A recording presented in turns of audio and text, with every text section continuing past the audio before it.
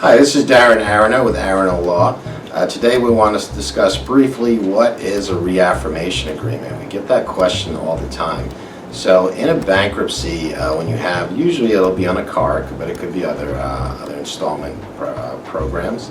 But generally we see it with a car. So if we lease a car, it's called an assumption agreement, and we finance a car, it's called a reaffirmation agreement.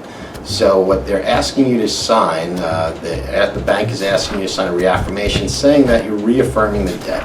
What you're saying is that regardless of my bankruptcy, I still owe you the money. It will still report on my credit. If you defaulted, they could still go after you for a judgment, etc. So there's some good and bad in between. First of all, a judge has to approve it, at least in my district it does. So sometimes a judge will decline because you're filing a bankruptcy and you're taking on new debt by reaffirming it. So the judge may want to have a hearing and could deny it. But most of the time they'll accept it because you need transportation to get around. The problem that we have though is if you reaffirm it, then if it's repossessed later, it's just like the bankruptcy never happened and they could sue you for that deficiency judgment. If you totaled the car and insurance didn't pay you enough, you're still going to owe that money.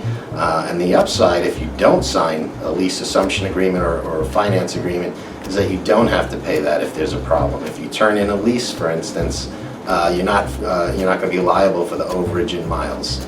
So there's some pros and cons, and every district is a little bit different, so make sure you ask us. But that's kind of how the reaffirmation works, and usually I'm going to be telling you not to take it if you can.